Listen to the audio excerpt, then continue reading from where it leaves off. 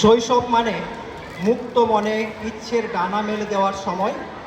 শৈশব মানে খিলখিল আনন্দে দুরন্ত বেগে ছুটে যাওয়ার সময়। কিন্তু বর্তমান যুগ প্রতিযোগিতার যুগ, ব্যস্ততার যুগ।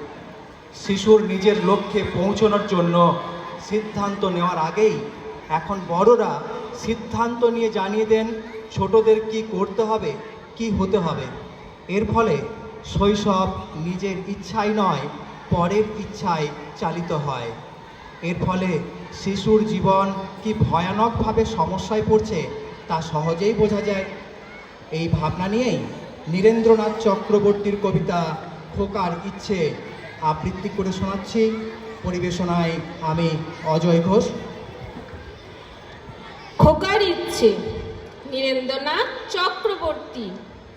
উঠতে বসতে বাবা হাঁকেন, বলবো তোকে কি আজ, হতেই হবে তোকে দেশের মস্ত ইঞ্জিনিয়ার। মা তাই শুনে কন, খোকা তুই আমার কথা রাখ, ডাক্তারিতে হয় যেন তোর দেশ চোরা নাম ডাক। জেঠু বলেন, কি হবি তুই? আমি সেটা জানি, তুই হবি এক নোবেল জয়ী বিখ্যাত বিজ্ঞানী। একই সঙ্গে সবাই বলেন, অন্য কিছু নয়, এবার তোকে হতেই হবে স্কুলে ফার্স্ট বয়। আমার ইচ্ছে ঘুড়ি ওড়াই, লাট্টু ঘোড়াই, আর ক্রিকেট খেলি, সাঁতরে করি মস্ত দিঘি পার। কিন্তু সেসব করতে গেলেই সবাই আসেন তেরে। সবাই বলেন, মন্দে পড়াই, এক্ষুনি সব ছেড়ে।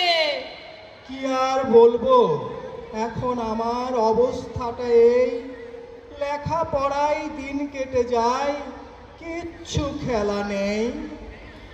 এক এক জনের এক এক ইচ্ছে, সবাই দিচ্ছে তারা, তার ফলে ভাই আমার নিজের ইচ্ছে গেছে মারা। ধন্যবাদ। নমস্কার।